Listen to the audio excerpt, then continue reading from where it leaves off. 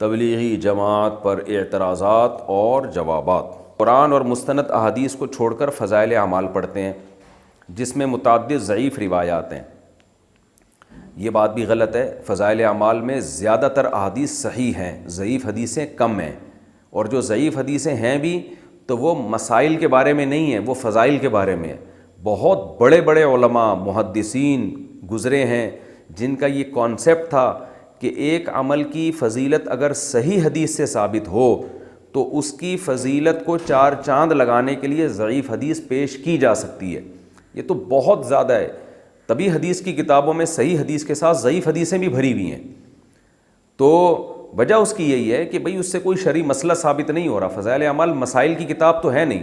تو یہ ان کا کانسیپٹ تھا کہ بھئی ایک چیز جیسے نماز کی فضیلت پر صحیح حدیثیں بہت ہیں، وہ صحیح حدیثیں بھی فضائل اعمال میں ہوں گی، کچھ ضعیف حدیثیں بھی ہوں گی، لیکن وہ ضعیف حدیثیں اسی صحیح حدیث کی تائید کر رہی ہوتی ہیں۔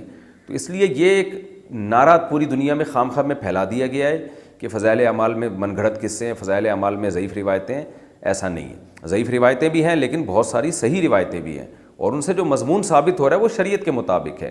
ہاں کچھ جگہیں ایسی ہیں جہاں مسائل ہیں اور اس میں ضعیف حدیث ہے، تو وہ غلط بات ہے، وہ پھر آپ علماء سے پوچھیں گے تو علماء آپ کو بتا دیں گے۔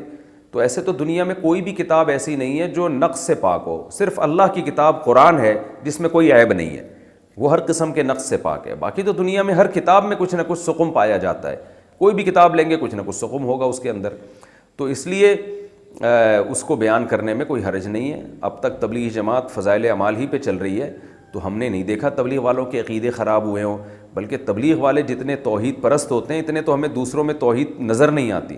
کبھی نہ قبروں پہ جاتے ہوئے دیکھیں گے آپ، نہ کبھی کسی قبر سے مانگتے ہوئے دیکھیں گے، اللہ پہ اعتماد اور توکل کرتے ہیں، تو یہ تو سارا فضائل اعمال کا نتیجہ ہے۔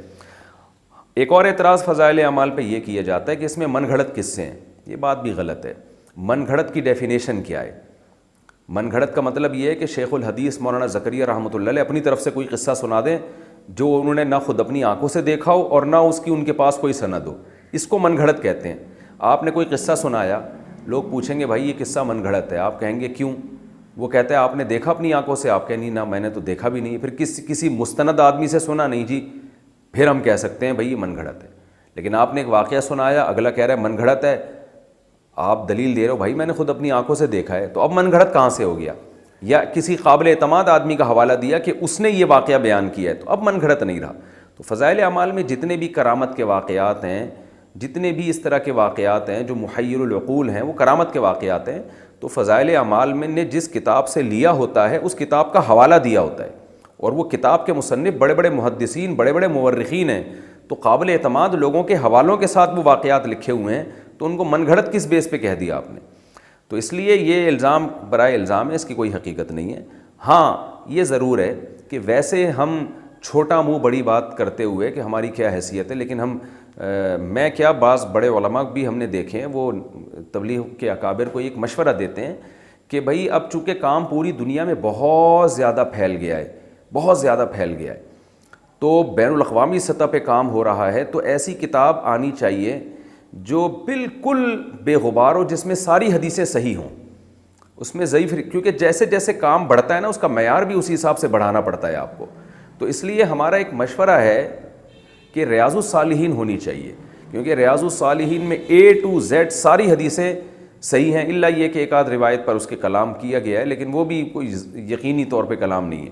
تو اس لیے ریاض الصالحین جیسے کہ عربوں میں جماعت میں جو عرب لوگ نکلتے ہیں ان کے لیے ریاض الصالحین ہے، تو ریاض الصالحین ہوگی تو وہ اس سے کام زیادہ بڑھے گا۔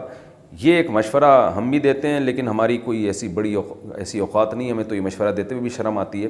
لیکن بعض بڑے علماء بھی یہ کہتے ہیں، مولانا ابو الحسن علی ندوی رحمہ اللہ تعالیٰ نے تبلیغ جماعت میں ریاض الصالحین شروع کروائی تھی عربوں میں، تبھی عربوں میں کام اتنا پھیلا ہے، تو اگر یہاں بھی ریاض الصالحین شروع ہو جائے تو یہ زیادہ اچھا ہوگا۔